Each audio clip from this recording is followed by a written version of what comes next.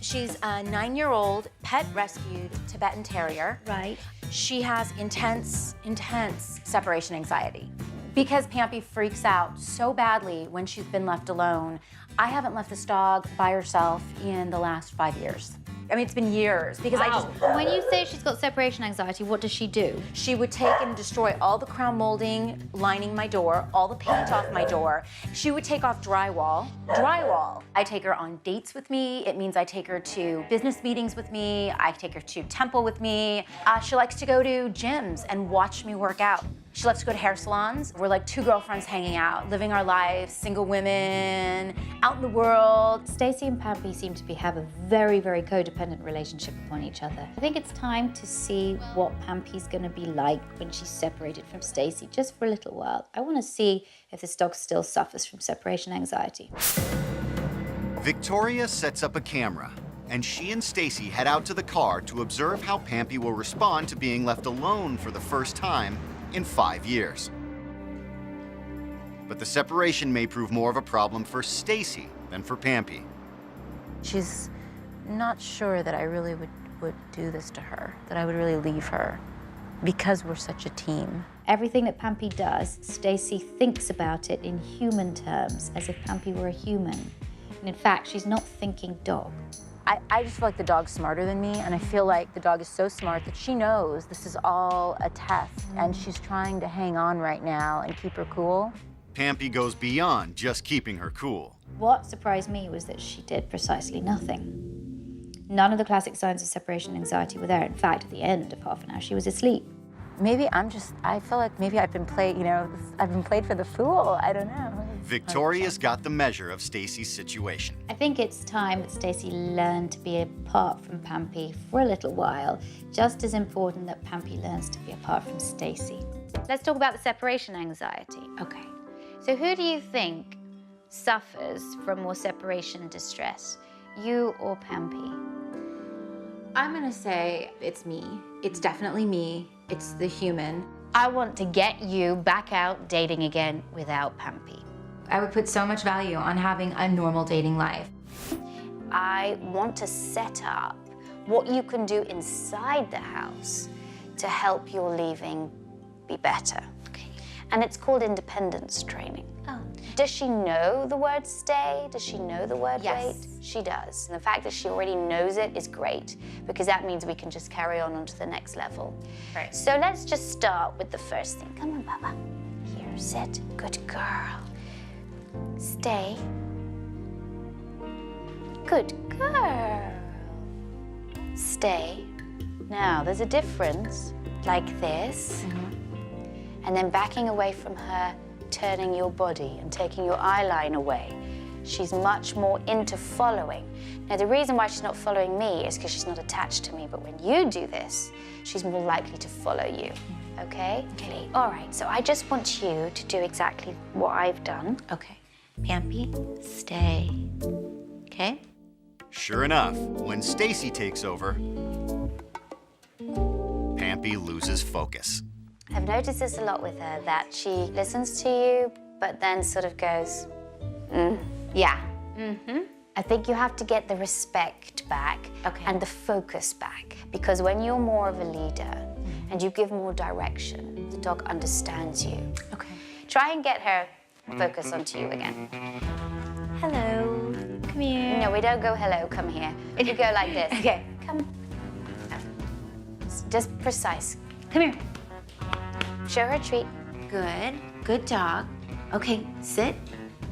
Good dog. Stay. Good. Now come back in. Okay. Don't give her the opportunity to go. Reward her immediately. Good dog. Good dog.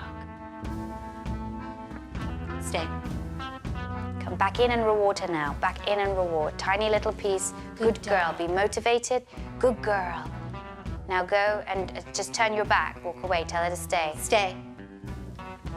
Now back in. Good. Good job. Body language was good. Your tone of voice was good. Excellent.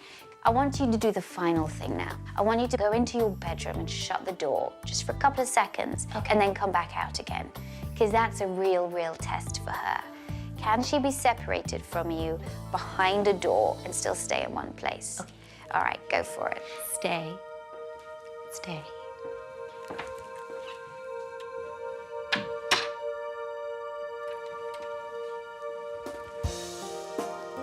Good girl, Pampy. Wow.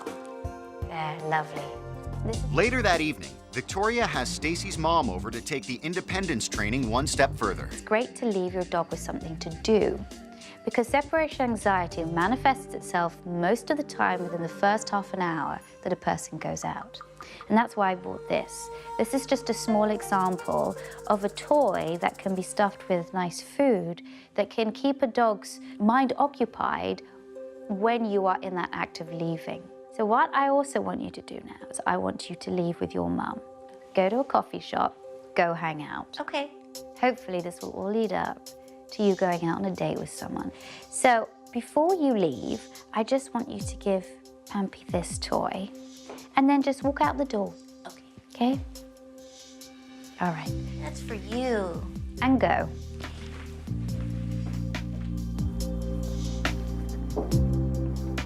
I very quickly realized that either Pampy didn't like peanut butter or she wasn't used to having that particular toy. Victoria replaces the toy with a bone filled with Pampy's favorites, chicken and cheese. Then she heads to her car to oversee Pampy's behavior from her monitor while Stacy and her mom arrive at a cafe nearby. This is exciting.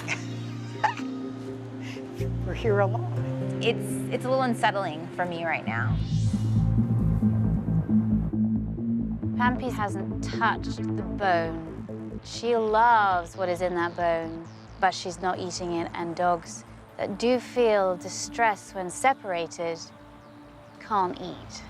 If we could just take this for me to the next level and I could go out on a date and my date and I don't have to worry about checking back in with Pampy in 30 minutes, an hour. Like we could go through a whole evening, start to finish, no dog, dog free. And then we could go on a double date. Yeah, cheers! Cheers to double dating.